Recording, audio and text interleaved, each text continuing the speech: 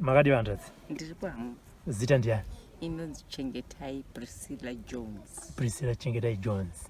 Anditi masenemu echirungu aya ndichitaura sister wangu anenge vekuwedzava yakabva kupi senemi? Isusu tiri kuMalawi. Oh, muri kuMalawi? Anditi no, that's fine. Saka makaberekwa Malawi? Oh, maka munotombokuenda kana kuti? Ndisati hangu ndambokuenda. Anditi?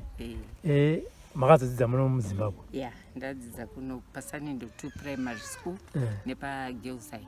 PaGirls High? Anditi ngatibva taita mhanya tienda kuGirls High. PaGirls High ndipo makanyora form 4? Anditi? Ranga riri gore ripi? Handinatsoziva. Handichaenda kangani. Anditi rinyere kupe rinoti pamakanyora form 4 zvinhu zvanga zvisina kunyatsomira mushe. Yes. Chii chakanga chaitika panguva iyoyo? My mother had passed away, so I had no one wekuti ndinoudza my problems angu ese. You know how it is kana vabereki vachinge vashaya zvinhu zvinooma.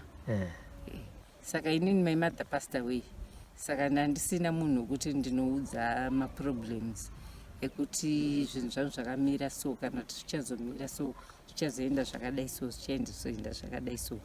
Handiti ndo pandakaita amainini vangu munin'ina wamama vangu ndaimuti mama. Handiti saka ndova ndaiti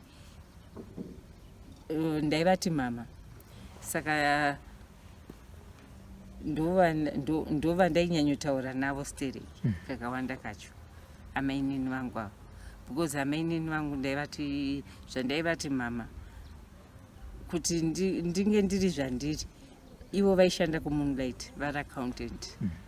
Saka ndaienda kubasa kwavo ndichinovatsvaga pangave pari paweekend kana paholiday ndichinotsvaga mama ndichida kungotaura navo, not kuti pane zvandiri kuda kana kuti chii, just looking for my mother.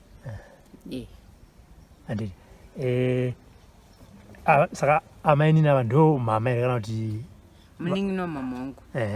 Akasara ndichingomoti you know kuti mama vangu nemunin'ina wavo they were very close. Saka ndaingoti munin'ina wamama wangu ndaimuti mama, mama vangu ndaivati mama.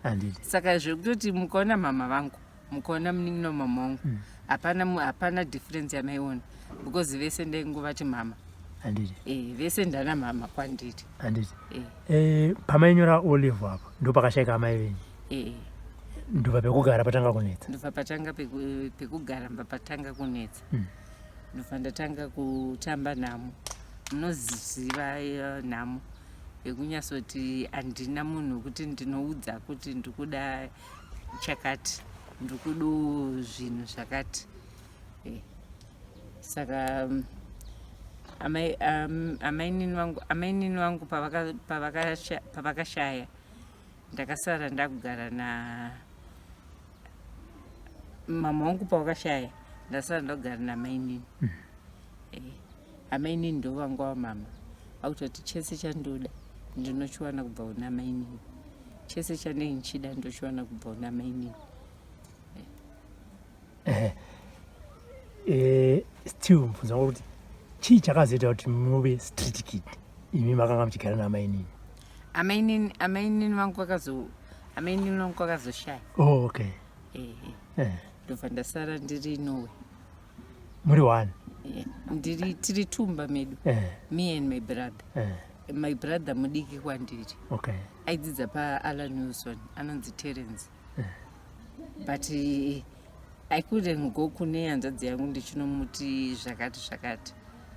Akanga ari kupi Terence apo? Anga ariko kuSanindo. Kumba kwedu kwatakakurira kuSanindo 1. Ndokumba kwedu kwatakakurira isusu. Vanhu vese vanotiziva vachigara kuSanindo 1. Saka impakashaya amai ndipo makanogara kuSanindo 2 namainini? Hatina mbobvira tagara kuSanindo 2. Tangoramba chigara kuSanindo 1. Amai vangu vakambenge vane imba inonzi chii muno Motorfalls, but hatina idu kuzoita kuzoita tek nekuenda nogara pamba ichigara mama ipapo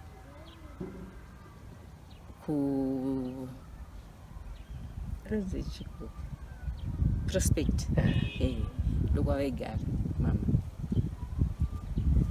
saka muna pina pa247 pina road ndopataigara isusu but tinoda kuzoti chakazoita kuti muite street kid panga pasina option iri kana kuti apapasina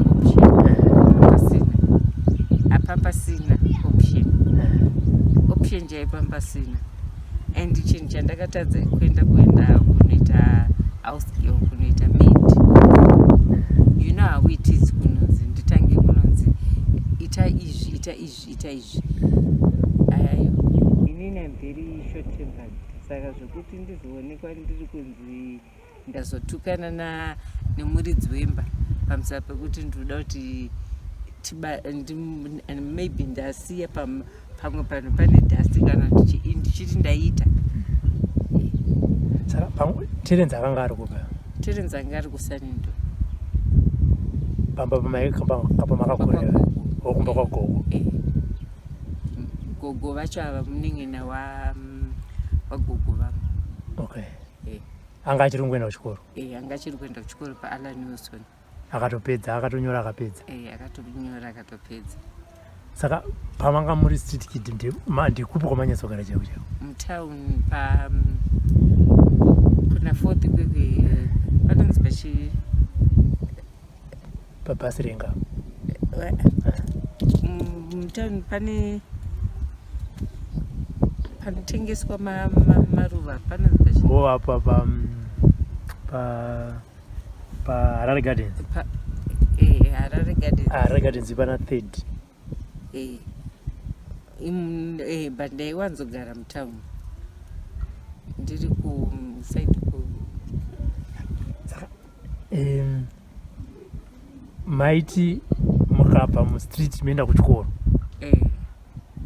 maigeza kupi hapana munhu aitombozviziva hapana kana munhu aitombozviziva uine uniform yako yekugeuza iyoyo ndaitoti ndaitogara ndinenge ndakagara so no, I never ate from the beans handina kudya mubhini and ndiri munhu anosema kana ndisina mari yekutenga. You know how it is kudhara ndaita zvemodeling okay saka ndandiriwo munhu ari right ari anoonekerawo anditi saka vanhu vaita vakandionawo mumwe anenge angondifarira obva angonditi kana kuti chingwa ichi ndobva ndatotanga kutodya chingwa cheshe ndobva ndo life yandakararama inini but ndichitoenda nditori street kid as from street kid ndikazobatsirwa nemukomana anonzi Lennon kuti ndishande pabasa randiri kushanda pafirst funeral. Satasvika pabasa ipapa pamaibva kuchikoro shamwari dzenyu dzaiti uri kuenda kupi zvaifa pasei ndaratidza kuti makakwanisa kuzviviga sei kushamwari dzenyu kuti inini handina pekugara ndiri kubva mustreets? Handina tombobvira ndavaudza handina munhu wandakaudza ndaingozvinyarara ndaingo just keep quiet inini I keep to myself most of the time handisi munhu weyu anosocializa nevanhu most of the time ndinogara ndiri ndega handidi zvekuswera ndichinzi chakati saka I keep to myself saka ndaingonyararawo vanhu vakataurawo kungoti Chenge zvakati ndobva ndangorambawo ndakangonyarara kana ungosekerera ungoti zvobva zvangoperawo zvakadaro. But maticha neshamwari havana kuona here kuti pane zvinenge zvachinja pana Chenge apo? Ndisingaziviwo hangu pakuona kwematicha acho. Havana here vanouya kakuzotaura nemi kuti kwewewe chii mazuva ano? Pana one teacher vainzi Miss ani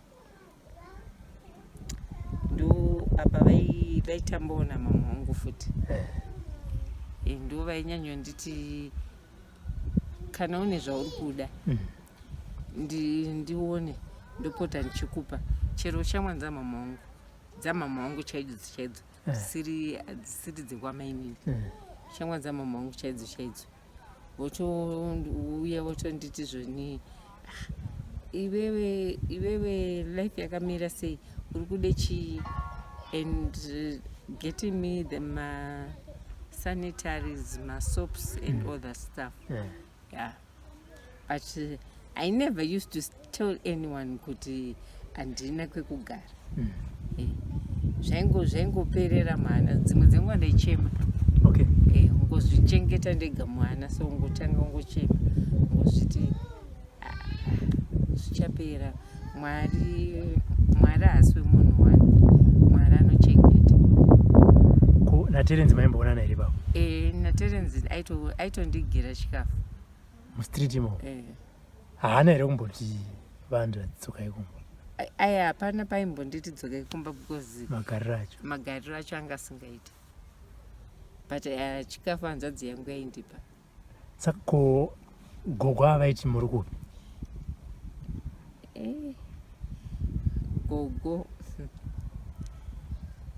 Gogo vangu vakanditi havana mwana musikana. Vakanditi havana mwana musikana, saka havakwanisi kugara neni because ini ndiri musikana, saka vanenge vachida kugara nemwana chikomana. Ndo vakagara naTerenzi. Vakati vana vavasikana isusu tine musikanzwa, saka vakabva vangondineglect ndobva zvangosara zvakadaro. But pane vamwe gogo vangu vekwazvimba, ivo vaindichengeta chese chandaida chese, vaindipa. Ivo gogo vangu vaindipa nevana vavo nanhasi chero ndikazi ndaita problem. Ana maiguru vangu ivavo vekwazvimba kumatsvitsi kunonzi kwaGowo vanonditsvaga kutoti Chenge, tanzwa kuti Chenge ari kurwara, tanzwa kuti Chenge zvakati, tanzwa kuti Chenge ari kuda kubatsirwa nezvakati. Saka gogo vangu ivavo ndo vega vaikwanisa kundibatsira. Papasina mumwe munhu anondibatsira kunze kwagogo vangu. Amai vangu, mukoma futi wagogo vangu. Ava vekusanindo munin'ina wagogo vangu animanzwisisa pane nyaya yacho. Chenge patime iwe wanga uri musikana wechidiki akanaka futi handiti? Vakomana mastreet kids echikomana nemastreet fathers haana kusvika pakuabuse? Akandiabuse zvekutoti ndikakubvisira hembe munoona mavanga ndinawo kumusana uko ekurohwa. Vamwe vaida kurara neni, but I never used to sleep with them because amai vangu vakanditi never sleep with them. Amai vangu pavanga vachiri vapenyu vakanditi Chenge mwanangu, you can have as many boyfriends as you want, but don't sleep with them. Saka inini ndo zvazviri mungori mwana mangu ekungoti handifanire kurara nemunhu wandisingadi uyezve wandisina any interest naye. But ndairohwa especially usiku uyu. Aiwa ndairohwa, abused, ndichiitwa zvese zvavanenge vada. Vakandiona ndakarara pasi because ndairara pasi handiti ndongodai so mvura ikanaya ndaitofara kutoti ndotoona chekugeza. Okay. Mvura ikanaya, I'm now telling you the truth. Yes. Zviri kubva mwana mangu. Mvura iti ikanaya handiti enezvo zvinotonishamisa. I'm asthmatic inini handiti, but mvura itoti ikanaya ndaitofara. Otondoona ndakutotanga kutodaiso kumeso kudaiso ndakutogeza mvura iri kunaya handiti ndotomira pepepe kutoti mvura inditi ndakambotanga ndichifamba ndine bhegi rehembe dzamara ndisisina kana 1 hembe. Ndatorerwa neshamwari shamwari dzedze dzichinditi ena mbao enonotsvaga varume mbao, but inini I couldn't do that. Zvekuti ndene mbao I couldn't. Ndakazviramba zvekuti Chenge usafurirwe kuenda mbao. Ndobva ndatanga zvisiyo zvakadaro. Anditi hapana here Chenge, hapana here munhuwo zvake stranger akatombokuti kwewewe uri kutsvagei mustreet uya ndikubatsire? Hapana. Handiti. Ngatichiendai basa rawakatanga kuita ipapo nderekugeza zvitunha. Handiti. Ndakatanga kubatsirwa nekumfakosi pafone shop. Handiti. Munhu akandibatsirawo pafone shop akandiona ndichida kutozitsikisa, handizoti ndandafamba kusvika sei kubva mutauni kuenda kumfakosi netsoka. Mira timbozikambe paunga uri mustreet ipapo wanga usingatori madrugs? Aiwa, handina. Up to now I don't drink, I don't smoke. Okay. But nenyaya yeasthma futi? I don't. Handiti. Chero ndikutoona munhu anenge achismoke oyoyo ndinobva ndatanga kutozarirwa. Handiti. Saka auzive kuti wakasvika sei kumfakosi? Handitomboziva ndakasvika sei kumfakosi. Saka ndakatogara, ndandine dombo rangu randaigara so. Sapamba nemwe mukomana aindifarira mukomana iye. Ndobva handiti Chenge aitobva kubudiriro. Ndobva handiti Chenge uya hande kuchechi. Handiti. Ndobva ndamti it's okay handei. Ndobva ndaenda kuchechi. Ndobva ndatangopinda church inonzi Church of Christ. Mfakosi Church of Christ. Nemukomana uyoyo anonzi Tafadzo Tafumanei. Ndiye akandibatsira mukomana uyoyo.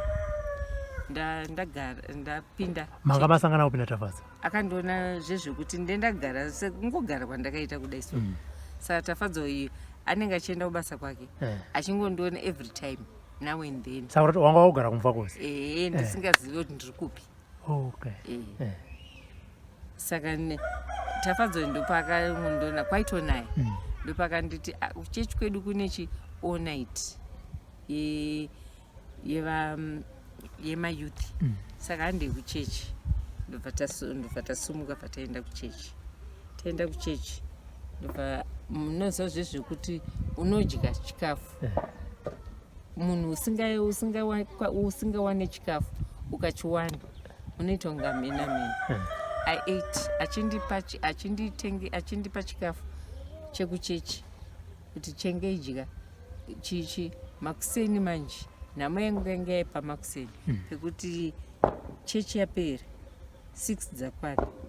Inini ndakufanira kuchidzokera manje kumba. Handina kumba kwekuita sekwekuenda. Ndobva handiti zvoni handei kwainaya manje. Ndobva handiti zvoni handei kumba kwedu unoresta kumba kwedu. Ndobva ndati thank you so much. Ndobva ndafamba nemukomana uyu kubva pachechi. Ndobva ndaenda pamba pawo. Paakazoti Tafadzo paakazotora decision yekuti handei kumba kwedu, manga mambudira pachena kuti handina kokugara? Ipapo handinotombomudza. But muna yango kugara achikuona muri panze saka aitoziva kuti munhu ichi. Okay. Aindiona ndiri panze ngonditi something wrong with this girl. She need help.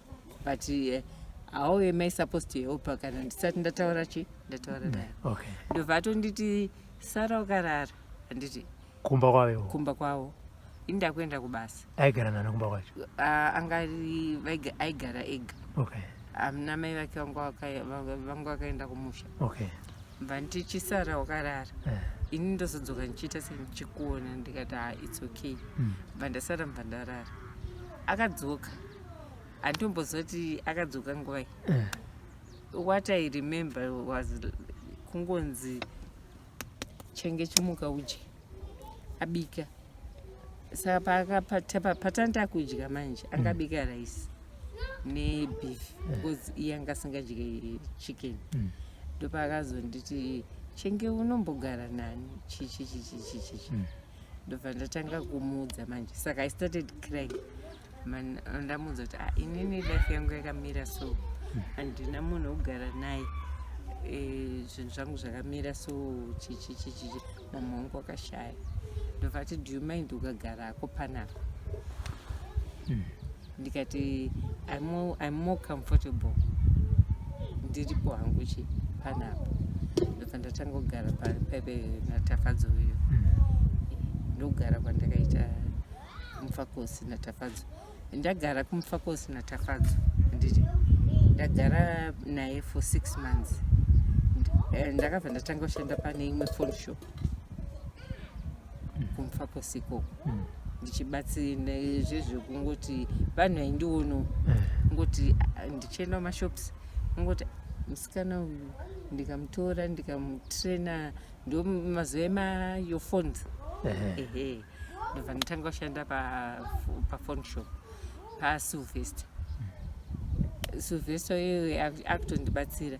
Ndobva atonditi do you mind ndikaku Silvester mumwe musi takagara usiku sekugara kwandakaita nemi kudai.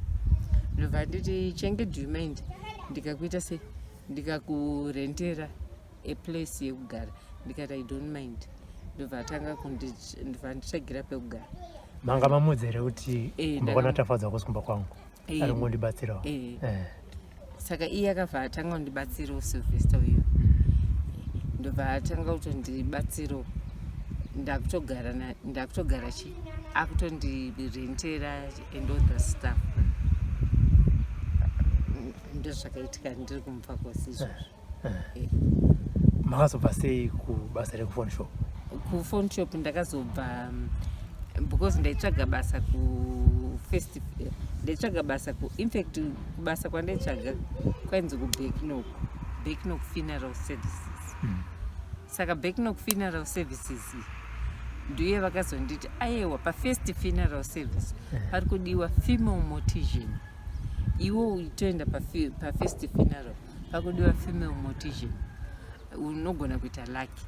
Ndakanobatsirwa nemwana anonzi Posani, ndiye akandibatsira paBacknock pachepapo naTsutsu. Ndobva ndaenda paFirst Funeral ndatoperekedzwa naPosani paFirst because nasika pasi.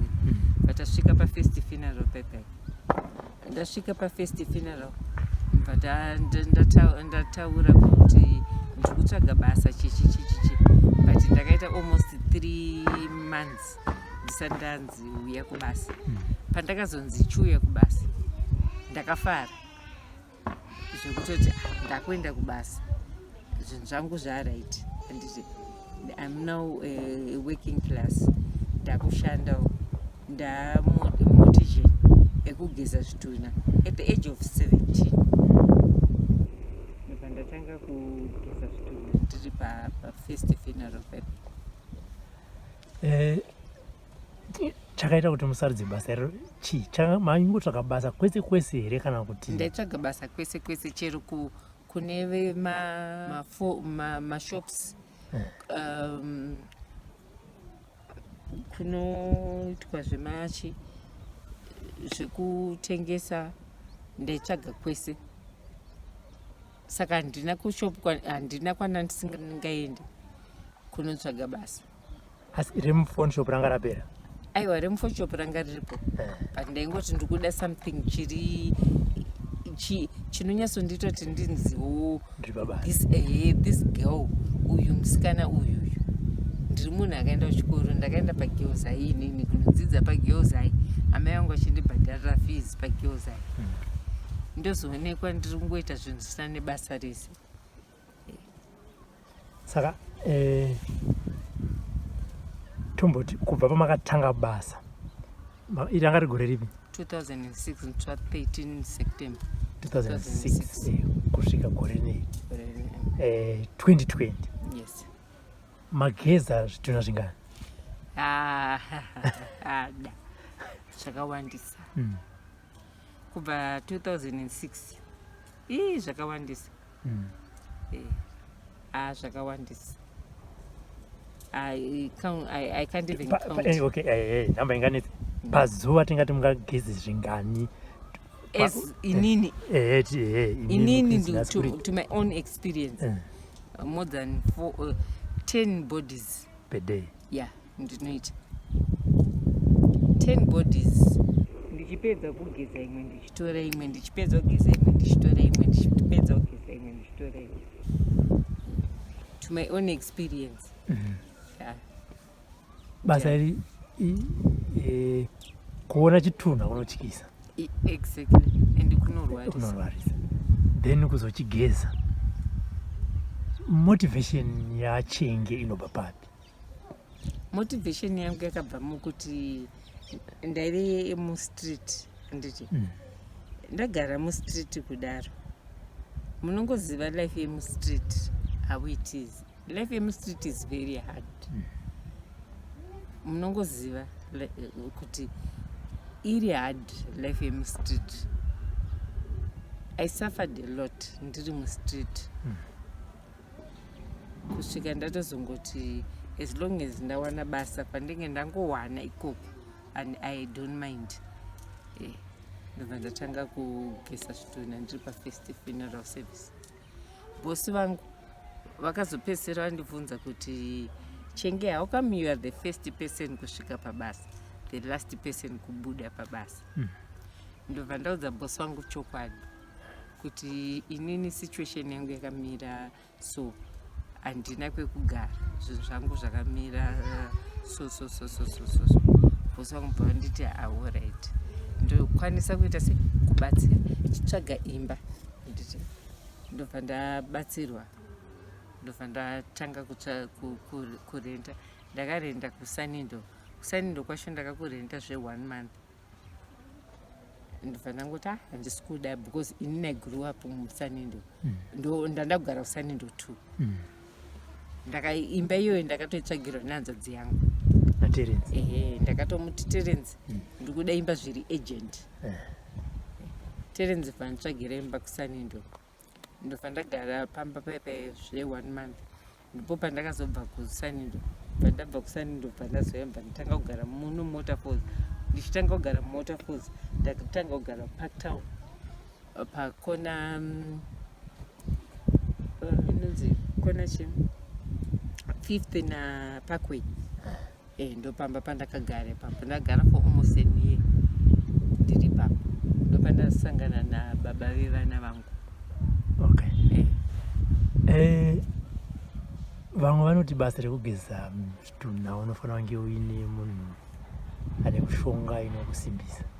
Vamwe ndozvavanotaura kuti unofanira kunwa hwahwa, unofanira kuputa fodya, unofanira kuita sei.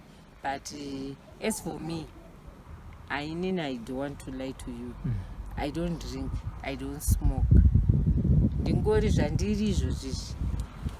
Ndinotongopinda chero pakanzi panapa paitika mariro. Ndinotomhanya. Pane mumwe murume akambosungirira pasi pemuti, vanhu vese vakatiza. Handiti ndakangobva kwandakabva, mba ndasvika mba ndamubata kudai somurume uyu. Vanhu vaitiza vakati ko musikana uyu ari kubata baba nhingi avava vangosungirira mumba. Handiti mukadzi wacho anga atotiza. Ndobva ndatopinda, ndobva ndatanga kutovatenderedza kudai so ndichitoona ndichitoti ko munhu wandandichiona panze apa manje vazenga vazvisungirira sei. Saka zvitunha hangu inini kuti nditye zvitunha handitye zvitunha. Zvinhu zvingori mandiri, handitye hangu zvitunha.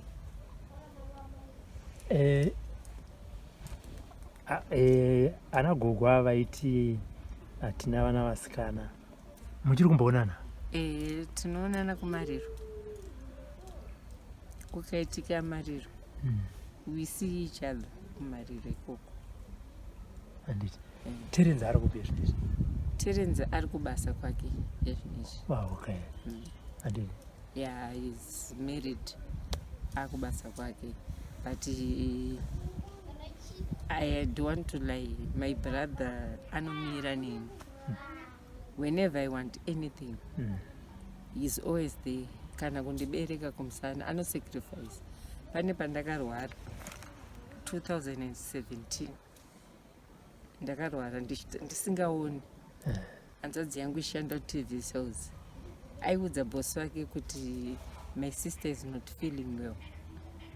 If I don't do this for my sister, no one else is going to do it. Aindibereka kumusana. My own brother. We are just two mbamedi. Okay. Andi pamakasangana nababa vevana makanga makutosenza basa renyu? Ndato mortician. Ndokuvaudza kuti ndo basa rangu. But baba vevana vangu airamba manje. Kuti iwewe kumusikana iwe nekunaka kwakaita iwe haungamboita chi basa iroro. Ndikati aiwa ndokubasa kwangu. Zvikanzi hakana kusiriko. Yazveshuwa ndokubasa kwangu. Saka mumusi saka baba vevana vangu vaiuya vachinditora kubasa vachindiendesa kunonzwi chi kubasa nekundipika kubasa, kundipika makuseni nekundiendesa. Saka mamwe musi ndo pakazonditi ndoda kuona kuti kubasa kwako ndekupi, unoita nezvei. Ndo patakabva tazoenda tese pafirst funeral pepe. Andasvika pafirst ane munin'ina wake anonzi Tinashi sasa. Mbva tasvika mbva ndatopaka mota yake apo. Mbva ndatosvika mbva ndabati musapake ipapo, pindai mupake apapo, because doti mupinde anga ari makuseni. Because inini miri uri right, ndiri the first person kusvika pabasa. Mbva tapinda pabasa paipai. Mbva ndakutovati vana Tinashe sasa wewe. Mbva ndati ndo pabasa pangu ofisi yangu iyi. Vese vakatiza. My husband akatiza. Toti mukadzi wangu auzofunga here kundipisa nepoto. Ndikati hakana handimbokupisa ibaba omwana. Handimbokupisa iyi. Muri murume wangu handimbokupisa iyi. Chero zvikanzi zvaita sei handimbokupisa iyi. Mashops kunoitwa zvemachi zvekutengesa ndaitsvaga kwese. Saka handina kushopu, handina kwana ndisingaendi kunotsvaga basa. Asi remufone shop ranga rapera? Aiwa, remufone shop ranga riripo. But ndaingoti ndikuda something chinonyatsondita vanhu kunyanya vechitema ava pane zvakawanda zvinonzi nevanhu chitunha chazodai, chitunha chakazoti mamyth nematheories akawanda.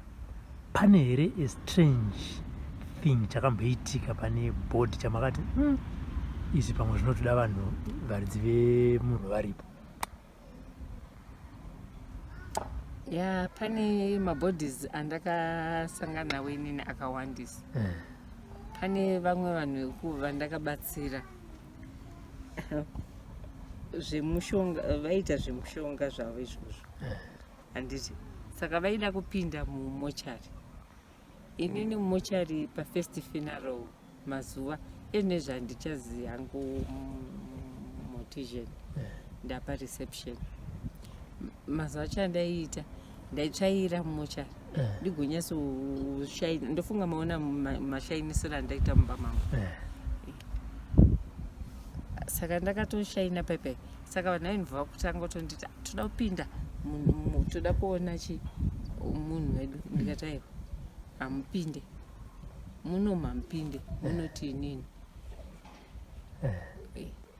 Imimi munozomuonera munhu ari kumba.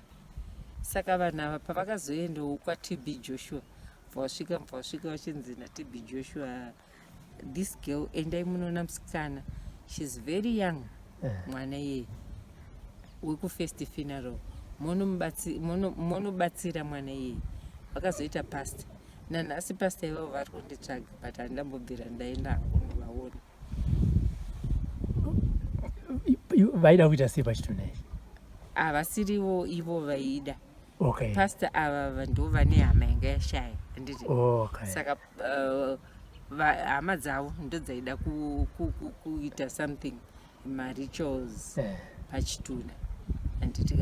Saka ini ndakabva ndaramba kuti handisi kuda kuti izvozvo zviitike, handisi kuda. Handisi kuda munhu anopinda muchazoona bhodhi yamuchapel. Saka ava pavakazoendawo kwaTB Joshua ndokwakasvika achinonzi munhu akakubatsirai kuti dai kutaura kuno kudai mese makatofa, but mwana iyeye akatokubatsirai, musikana iyeye. Endai munoona musikana iyeye, munobatsira musikana iyeye, munomupa anointing water here, something like that. Vakatuma vanhu vakawanda pastor vacho vanoitira kumbari ukwandi. Ndakangana zita ravangu because pane makore, but handinambobvira ndaita shungu. Vakatoudzani kana sekuru vangu vasati vafa kutoti ndikutsvaga muzukuru wako, ndoda kuti muzukuru wako ndimupe anointing water iyi, apota achifamba nayo anointing water iyoyo. Sekuru vakatouya kubasa vakatonditi utsvagwa napasta. Pasta iva vatoita mbiri, but vari kukutsvaga, vari kuti uye uzovaona, but handambobvira ndaenda novaona. Up to now hasati asangana face to face napasta yavo. Chero ndikanzi ndivapfuura apa handivazivi. But hakuna here vakamboyo hama futi dzichikuofa kuti mari pane zvatira kuita pabhodhi? No, hakuna. I had to be honest, hakuna. There's nothing like that. Vanhu vanonyeba kuti vanhu vanoshandisa mushonga and all that stuff, but hakuna zvinhu zvakadaro, hakuna. Pane vasikana kana kuti madzimai, nganyanye kuti vasikana probably vane 16 years 15 vangadai vari musituation yawakanga uri makore apfuura, chii chaungade kuvataura? Inini ndakatombobatsira, to be honest, ndakatombobatsira pabasa pedu. Pane ma-street kid aigara muchimba chemagetsi, so ndobva ndabatsira ndichitotukwa nevanhu kubasa chinzi aiwa ma-street kid akwaya chichi. But the last minute ma-street kid iwaya, one wacho ainzi Patience Matongo akauya. Mwana wangu first born yangu inonzi Niko ine 2 months, akandibira mwana iye takazomwana kandi ndiye mwana wekunetsa, akazonzi awanikwa kuairport. Nenyaya yekuti ndaibatsira, ndichiti ndikuvabatsirawo kuti ari kudawo zvakati, handiti chingave chiri chikafu, angava ari mapoto, ndichitoenda pavari. Handimukona pana panotambirwa mahumbwe nevana vedu, handiti ndaitovati tsvairai. Ini ndagara mustreet, handambobvira ndaita zvese zvamuri kuita zvekuti iwewo unenge uchirarana nhingi, iwewo uchirarana nhingi. Inini panenge ndiri 1, haundioni ndine munhu, ndiri 1. Ukatondiona nditori nemunhu ka amene kuti anenge abve kupi munhu wacho. But Patience Matongo yeye akandibira mwana wangu kane 2 months kamwana, ndobva aenda naye achida unomuita anzi ndaida unomuita wake, ndobva aenda naye kuairport. Mwana takazomwanira kuairport. Zvazvaparadza 1, zvazvaparadza marriage yangu. 2, life yemwana wangu, ka-first born kangu. Kana muchida ndokadedza mukaona. No, tinongotaura zvitunha yake. Anga ine mwedzi mingani baba? Kanga ni 2 months. Kabiwa kane 2 months. Makazomana after how long? Kakabiwa musi wa7 kazokaona musi wa9. Na Patience? Makamusungisa? Akasungwa. Atosungwa tikatoenda koti, akatosungwa Majesty atovhunza kuti une ukama here namai yavo? Akati aiwa. Une ukama here nababa avo? Vachitaura ex-husband yangu. Akati aiwa. Saka mwana uyu waimubire chii? Svika ndaida kumuita wangu. Svikanzi wangazviona sei kuti iwe hauchaita mwana? Ndobva angoramba angoriziva. Ndopakabva hanzi zvoni 4 years in prison. Okay. Iye zvinezvi pane here mabva kuwana experience yakadaro napatience muchiri kubatsira here mastreet kids kana muchinge maona mukana noti kuti ini ndikaona mukana I don't handisarudzi ndiri munhu wevanhu handisarudze kuti indian anenge achida any help from me. Whenever I can help, I can help. Chenge, pane chinhu pamwe chaungade kana kuti chaunovavarira kana kuti chawaivavarira kuda kuita muupenyu chingave chii? Chandaida kuita inini muupenyu zvakawandisa. One, kuvo munhu angori ndaita zvemodeling saka ndaida kuti ndirambe ndichingoita modeling zvirambe zvingori zvichingoita but handinazokwanisa kucontinue nemodeling yacho. Tirambodzokera mashure bitanya tanyanyotaura nyaya yehistory yacho panonyanyorwadza pega pega. Pane zuva here 1 mukati mekukurarama kwako iko hazvibasa kuti uri kusenza kufoni shop, uri kusenza kufirst mutual, uri street kid raunomboti ende ndakafara? Inini to be honest, I don't socialize, I don't mix. I'm always me and my kids. Kana vana vangu vasipo ndinenge ndiri mumba handofunga pamapinda mamangu manzwa music. Ndiri munhu wemusic. I'm always listening to music. Kana ndisingade kunzwa music musacho nechitona TV handisocialize nevanhu handikwanisi. Amenotse ndakazvitadza zvezvokuti ndazoenda panext door kunogara panext door kunoti tauya panapa tikutsvaga Chenge hapo ari panext mirai tonokutsvagirai panext. Mukaziva kuti Chenge hapo it's either ndaenda mumashops kunotenga chandiri kuda mumashops ndichidzoka ndichipinda mumba handikwanisa kusocialize nevanhu. Ndingori inini nevana vangu.